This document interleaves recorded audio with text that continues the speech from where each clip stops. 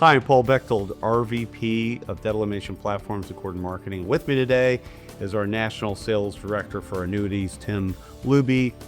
We want to talk to you today about providing the human touch with your clients. So, Tim, been scratching my head a lot lately thinking about how, social media has really infused itself into all of our lives. Would you agree? Oh, yes. Yeah. Yeah. It's And really definitely been on the rise, getting more insidious, if you will, every day in a way. Yeah, it's a phenomenal tool. It's got tremendous benefits, or the agents wouldn't be using it the way they are. Right. Which to your point, we're seeing more and more insurance agents that are trying to connect on TikTok, on Instagram, on LinkedIn, on YouTube, and all to help promote themselves as trusted advisors and to help get in front of more people and sell more life insurance or annuities or whatever it is they're selling in the insurance world. Would you agree? Yeah, yeah.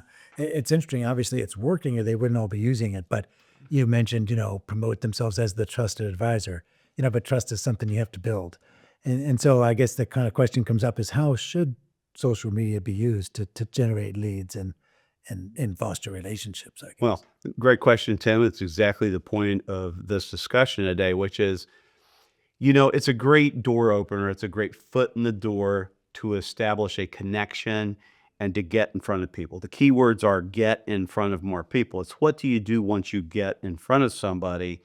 And to me, uh, difference in generation somewhat is, our generation was more about creating that established trust and building a relationship. Younger generations, I feel, as is it's things are moving at a more accelerated pace. Um, Things move much faster with social media now. We want to transact things much quicker, and all in the name of better efficiency. There's nothing wrong with some of that, right?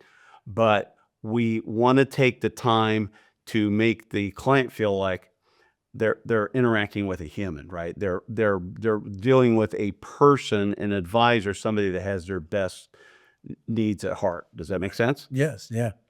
So what should be the approach be? Social media is to try to get a hit, to connect with people. What should be the approach when someone responds, when someone reaches out to you via social media?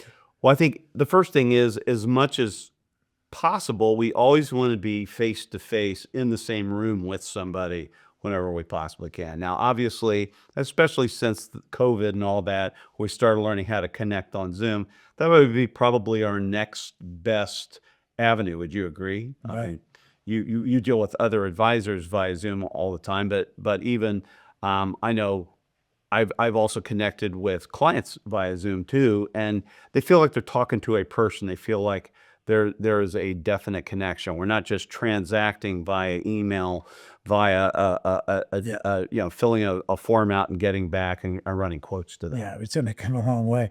It wasn't that long ago we probably wouldn't have dreamt of, connecting with clients over something like Zoom, which is kind of funny. We've always thought, selling face to face was the way that people do it. And I still think you probably would agree it's the preferred method. But Absolutely. right. But there are alternatives now that have developed so rapidly since COVID, let's say, and have gotten pretty good and widely accepted. Right, exactly.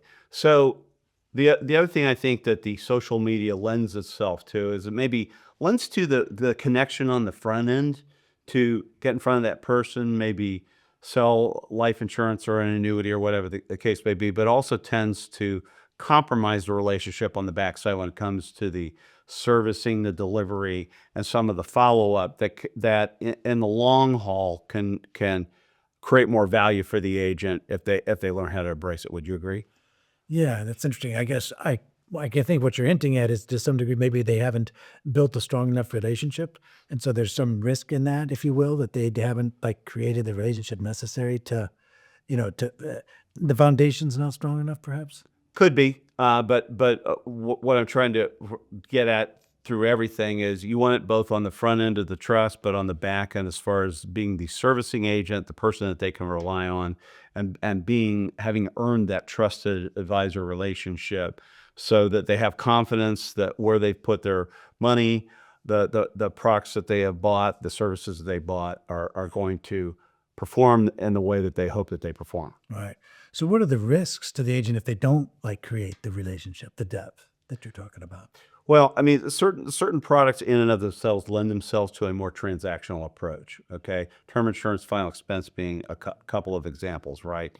And with that, when the trust is not established and the relationship, there's chances that people bail out of those products. There could be chargebacks that come their way. There could be unintended consequences for the advisor and the client alike that are not favorable. So we want to avoid those if at all possible. And creating that human touch, putting that element into it is going to ensure that that is at least lessened to a greater degree. Yeah. So the consequences, could those include like chargebacks? Is that kind of what you're alluding to? Absolutely. Yeah. Yes. Yes. So, but yeah, it's kind of going back to basics. It's going back to the golden rule, treating others as you would like to be treated, right? Always. Nobody wants to be sold. They want to buy, and they don't want to feel like it is a transactional relationship, right? Right. So adding a human element back in, which does what as well? It creates more referrals, more opportunities, more the future sales from people spreading the word about your skills as an advisor. So, in the interest of time, we're quickly running out of time today. To see future episodes of Selling Life and Annuities, be sure to subscribe to our YouTube channel, click the notification bell, like, comment, and share with other advisors as well as clients. But on behalf of Tim Luby and Paul Bechtel with Gordon Mark, we like to say happy selling.